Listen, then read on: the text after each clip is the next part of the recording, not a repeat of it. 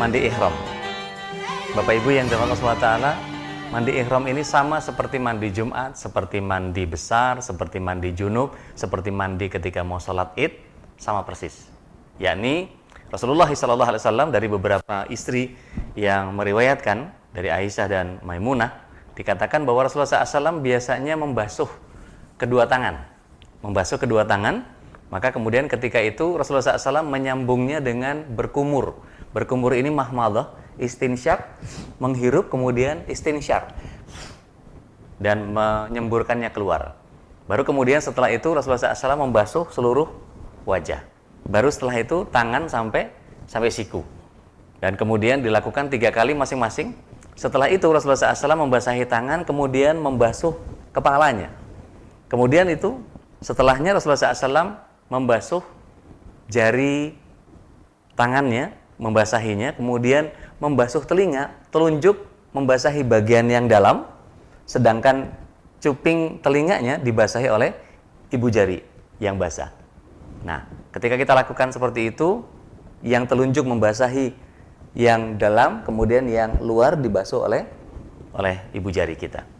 Boleh menggabung antara kepala dengan telinga sekaligus. Boleh juga memisahkannya, kepala sendiri, kemudian melakukannya telinga sendiri.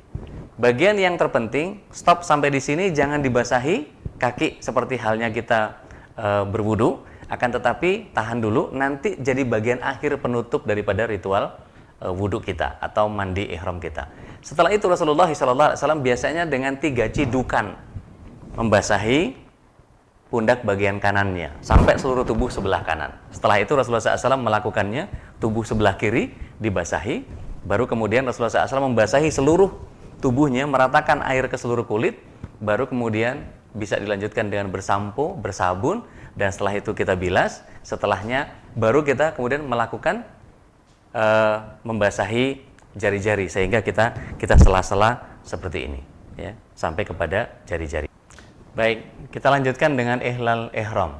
Ihlal ihram adalah bagian yang Rasulullah SAW lakukan pelafasan labbaik Allahumma umratan diiringi dengan niat dalam hati. Maka ihlal ihram yang benar adalah yang pertama harus ada di mikot. Yang kedua kita sudah menggunakan kain ihram. Kemudian yang ketiga kita melafazkan labbaik Allahumma umratan dengan niat di dalam hati yang kemudian harus beriringan. 3 hal ini harus ada di mikot, menggunakan ihram, kemudian dalam hati berniat dan melafazkan ihlal ihram.